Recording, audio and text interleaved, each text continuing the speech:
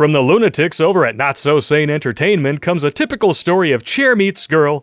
Girl sits on chair's face, if you know what I mean. Come on, bite the pillow. Chair gets a big dose of the crimson capsule from none other than the one and only Popp.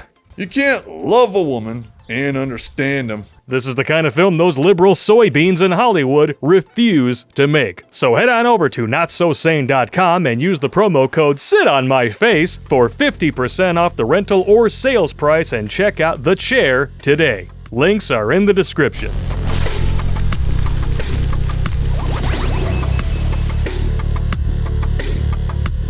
What's going on, you nasty bunch of binge and purgers? Terrence Popp here, Redonkulas.com. And coming to you live from within the musty flaps of your ex-wife's fupa, I'm Toxic Male. Bad Pop showed up today because I got some bad news for you gravitationally challenged Womalos out there. Wah. And for a change, it's not the nutrition facts on the side of the box. Winning new. Yeah! All right, ladies, please do me a favor. Listen to me and not the girl power advocates you normally listen to. Because they have brainwashed your rotund rumps right out of the gene pool. They've actually convinced you that you can be beautiful and healthy at any size. Right up until the point they have to use a shipping container to bury your fat ass at sea with the rest of the whales. Screen 5. Or better yet, they could use explosives, which I'm all for because, waste not, want not. Have you ever seen that video? Well, if you haven't, here it is. And if I knew this was going on, I would have been up front, center mass, with my poncho watching this live action stupid unfold in front of me.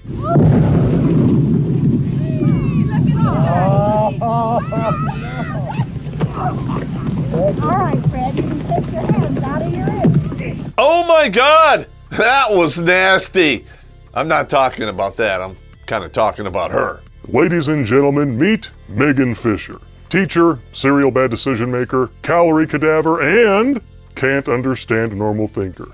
Wah. And guess what? Despite the fact that you could put a menu in front of this woman and she would say, okay. Body positivity has filled her head with delusions and her yoga pants with cottage cheese. Oh, God. Plus-size woman says being fat doesn't mean she has to settle for mediocre men. Well, it kind of does. Maybe mediocre was not the right word here. The real word is willing. Speaking as a connoisseur of roomy women, I love my 10 to 15 mile an hour front and back bumpers. What can I say? When I was in the Ranger Battalion, they used to call me the Hog Slayer. Hey, shut the up, man. It ain't funny. But once that hourglass figure disappears, it kind of tips the scales in the wrong direction, if you know what I mean. And the higher those numbers go on the scale, the less willing men will be. So, Miss Fisher, my advice to you is try to date surfers because they're good at slapping the thigh and riding the wave in. Screen 5. Even if Miss Fisher doesn't teach math, I'm pretty sure she can solve for X. The dating market has been decimated by the pink taxidermy people, if you know what I mean. There are so many pink taco stands giving away free samples. It's kind of like Saturday at Costco. Newsflash for you ladies. You give something away for free, you tank its value. Sorry. But, shocker of all shockers, people who believe in the wage gap and the pink tax, which I've debunked multiple times, links in the description, they just can't seem to grasp this basic economic fact. When 100% of women are trying to sell tainted goods in an oversaturated market to a select clientele of alpha males that make up maybe 5% of your target demographic, you're not getting top dollar for a box of Hot Pockets, especially when they're full of mystery meat and cheese whiz. But put that clearance sticker away, gentlemen. She's still entitled to the very best because my girl power and reasons. Win. And anything less than that is unacceptable because they have high standards and they won't settle for anyone. So I have to ask for a friend. When you're slugging it out with 19 other chicks for a shot at that one top-tier dude, who really doesn't have to settle for mediocrity? With that being said, holy shit, I've already drank my allotment of calories. I'll need to pour another one. Let us begin.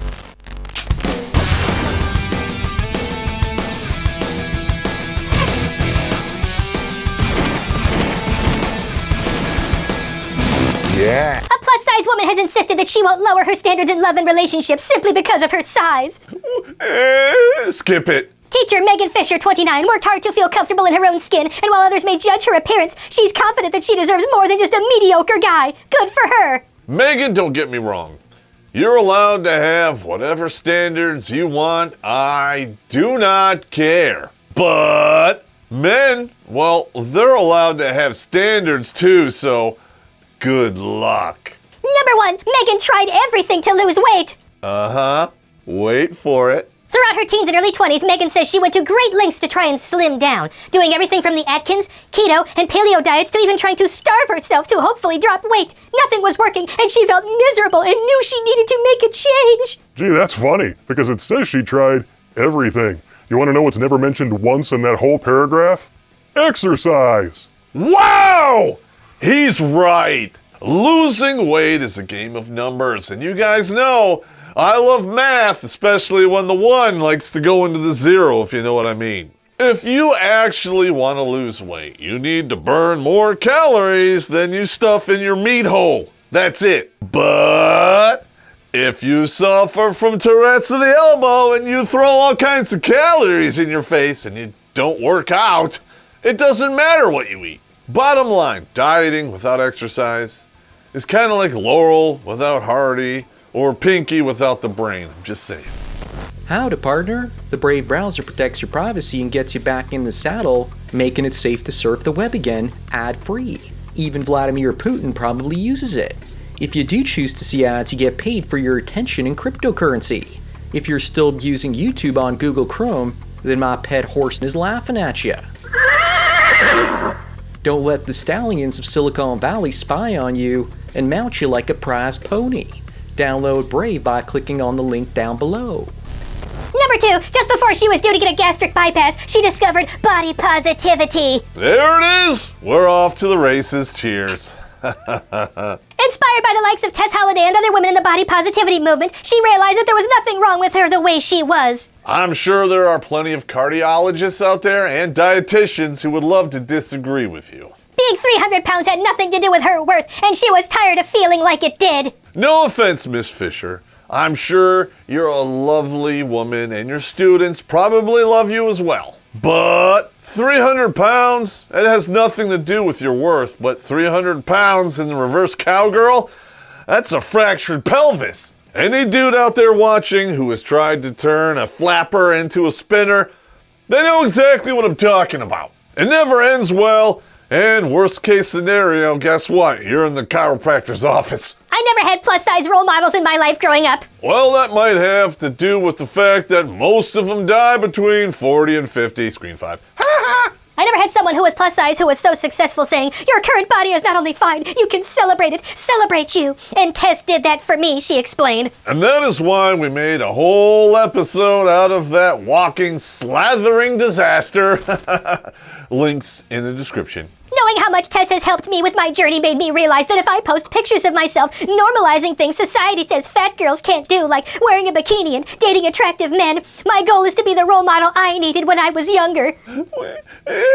No one has ever told you not to do those things. Off. Don't get me wrong. We appreciate it when you don't, but we're not going to tell you what to do. But this is the real problem and the main reason we decided to make this episode. When you have 100% of the women out there feeling entitled to the top 5% of men, that's pretty stiff competition, if you know what I mean. Well, stiff for some, half chub for others, and the rest, playing pool with a piece of rope. That right there is a breeding atmosphere for true frenemies. And your worst frenemies out there will look you right in the face and say, Well, I just have your best interest at heart. with that in mind, imagine you're a college-educated, wage gap enthusiast, and you know that your best shot at that top-shelf dude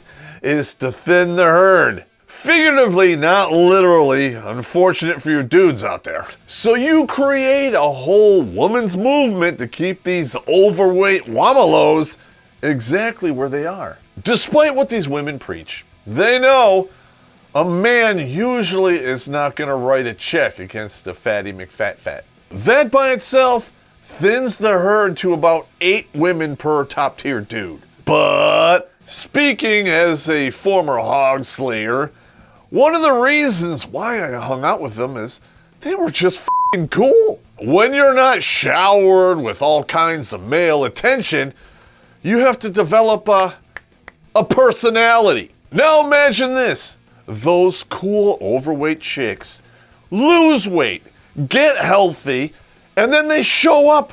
They're gonna blow out the rest of those backstabbing b****s and go right to the top of the line. And it doesn't hurt that if she used to be fat, she's really good at oral fixations that you can help her with, huh? Screen 5.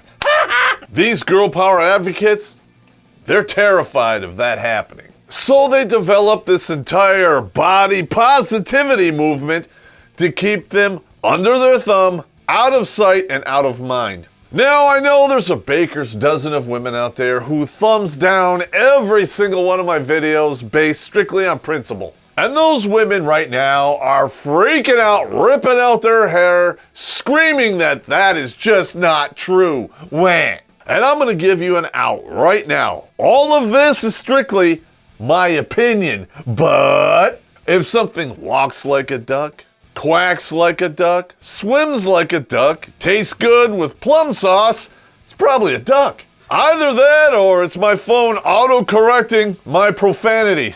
Space Ghost. Number 3, the best dating and relationships advice on the web. Sponsored.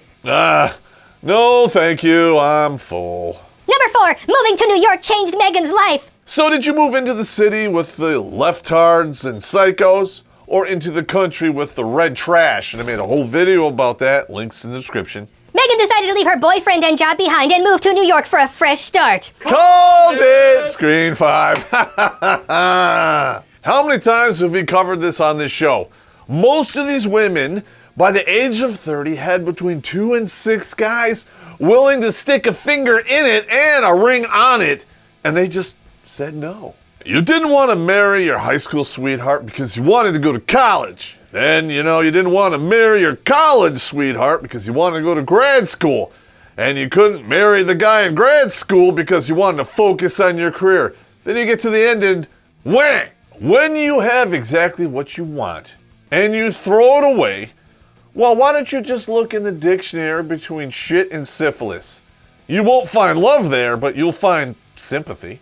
It changed everything. As a plus-size woman, life in New York has been a complete turnaround from how things were in the past. My life before I moved to NYC could be described as dull. I was unmotivated to make any changes in my life, mostly due to fear, and therefore very unhappy, she said. You just said before you moved to New York, you were unmotivated and unhappy. And you embraced a girl power movement that states you don't have to change and you're fine how you are. So how exactly did that change everything if, I don't know, nothing changed? Well, I suppose things could get better. I mean, they have 24-hour Chinese places and there are like 8 million people packed in there, so you probably, have better odds. On the bright side, if you get super lonely, you can always do this.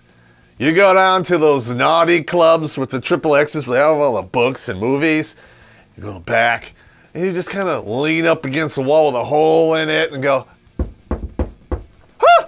there you go. I was in a miserable job as a bank cashier making low wages. I was living with a boyfriend in a relationship that was not right for me. In retrospect, you had to justify your bad decision now that you're unhappy. You know what they say, hindsight's 20/20, but with an ass like that, you probably need a mirror. Screen 5. I was unhappy with my body because I did not know what happiness even was. Bad news, honey. You still don't win. Now you're blaming everyone else for your bad decisions, and this suddenly is making you happy? That'll make you happy for 7 to 10 minutes, 220 pumps each, between meals. But at the end of the day, you're still Fatty McFat, and no amount of self-love is going to win over someone else's. By the time you get to 40 and you realize that the girl power advocates lied to you, well, it's too late then. And all the feelings you weigh might have given you a soft place to sit as your arteries hardened, but every main course gets served up with a cold slab of greasy disappointment for dessert. That is one bitter recipe for cooking up a black, dead heart. Kinda like me, in fact. I just killed off my honey liquor. Oh, I'm gonna miss you. This bottle was more faithful to me than my ex-wife, and infinitely more tasty. I need your help, gentlemen, to help me replace this bottle. So go to redonkulas.com/donate and send me a couple shekels. It is no secret that men have become the cultural scapegoats of the Western world. When you're born, they cut the tip off, and then when you reach adulthood, they go for the shaft. If you're sick and tired of this Marxist bullshit, pick up a copy of The Rules: Reclaiming Your Freedom, Your Manhood, and Your Sanity. This is the book you need to start winning. Download a free PDF or buy the printed version right now. Links are in the description. Number 5, the more she began to love herself, the happier she became. This is probably the only thing in this article I actually agree with. There's nothing wrong with loving yourself. In fact, you're the only other person that you're stuck with for the rest of your life.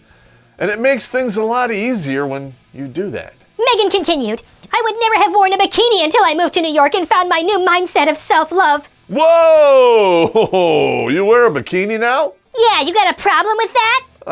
No, but I've never gone swimming with you, Space Ghost. In high school, I was so self-conscious of my body and truly believed I would never be able to have a boyfriend until I lost weight. I was too afraid to talk to guys in high school because of how I felt about my body at that time. So let's boil this down. You had a man who loved you and accepted you for who you were and was willing to split the grocery bill with you.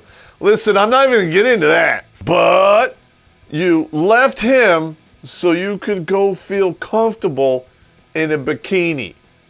Are you kidding me? Number 6, some men seem to think she'll settle for anything, but they're wrong. Oh, for now. Give it 6 years, honey, and then you'll pretty much settle for anything, to include a turkey baster with some sperm in it, Screen 5.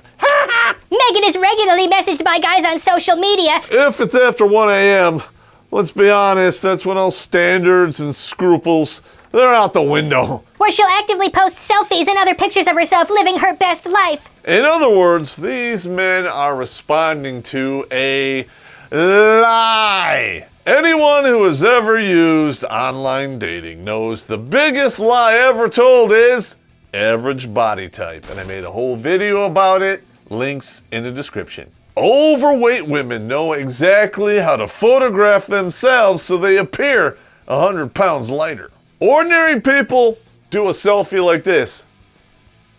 Overweight women, there you go. This is what they want to show you, and this is what they really look like. Just saying. Unfortunately, not all of them are up to par, but seem to think that she owes them something because of her size. I'll take psychological projection for 500, Alex. Newsflash, honey, these men don't think you owe them anything because of your size. They've just learned through experience, if you know what I mean. Roomy women, they're desperate for attention. Sorry, not sorry. They tend to feel insecure because they are not what they see on the cover of magazines. And contrary to popular belief, men have jack nor shit to do with that fact. If you are so mentally stunted that just looking at a picture of a fit, attractive woman triggers you and flips switches up in your thinking meat, you've got a real big problem. And trust me, men are the furthest thing from that problem. All we really want is a healthy hip-to-waist ratio.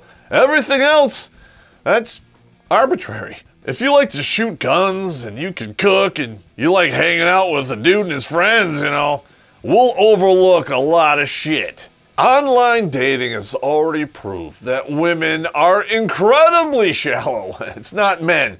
So ladies, you need to figure your shit out. I think some men believe they can message fat girls and that we are obligated to talk to them because they're giving us attention, but they are so wrong, she insisted. The key words there are I think. Fat women do not have to settle for any man. We have plenty of amazing options. Too true. Bullshit! If you had all of these amazing options available to you, then this article would not exist. So out of curiosity, I decided to take a gander at her Instagram because I wanted to see how those pictures of her dating attractive men were coming along. You know, get a look at all those amazing options she has. It won't surprise you to know that I came up emptier than a bucket of Rocky Road on Galentine's Day. Number 7, some people may not get it, but Megan doesn't care. At least that's one thing we have in common here, huh? Cheers. As she so eloquently puts it, if it makes you happy, then go for it. You truly cannot make everyone happy, even if you're wearing a large paper bag hiding all of your curves. So why not wear something that makes you feel amazing? Good advice all around. For who? I'm just asking for a friend here. And I also have to ask this for a friend. When did the word curvy become synonymous with fat? There are a lot of women out there who are curvy, and that's a damn fine thing right there. But being full Tyrannosaurus rexitis doesn't make you curvy, it just kind of makes you scary.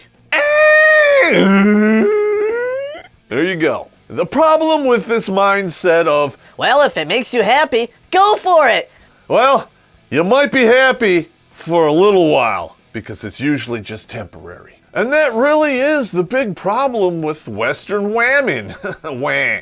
They think that this temporary happiness that they're having is going to last forever. They think that their control, lock, stock, and barrel over the dating market is going to go on until they're dead. But the reality is simply this. That door slams shut right around the age of 35. And it says a lot that a lot of these women, it takes an additional 5 years for them to figure out that this whole girl power movement lied to them. And some of the real delusional ones never wake up from the dream. Megan, I have to say, on some level, I kind of feel bad for you. I can state for a fact that the girl power advocates do not have your best interest at heart. They want to keep you in your place because they can't stand the competition. This is a philosophy that convinces women to become something that men don't want. That's either incredibly stupid or, and this is where I'm leaning, it's not an accident. You are competing with 19 other women for one dude, and this whole girl power thing, it's the equivalent of Game Genie. But men are not the end boss that you have to defeat. They're the prize. Now, ladies, I know you're all thinking that you are the prize. Well, all I really have to say is, wah. You've been lied to, and me, I'm just telling you the truth. And there's a reason why they say the truth hurts, because usually it's not what you want to hear. With that being said, I'm down to drinking pure vodka, and I know my producer is gonna make me chill out for a couple hours because that is dude law. Space Ghost.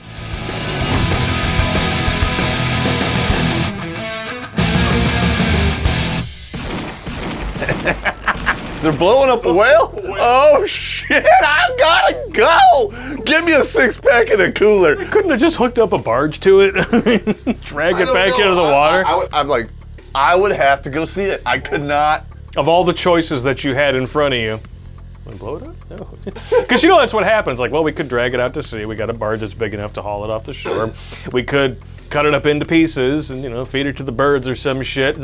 And then all of a sudden there's that one guy in the back who's just like, you could blow it up. Yeah, what he said, I like that idea.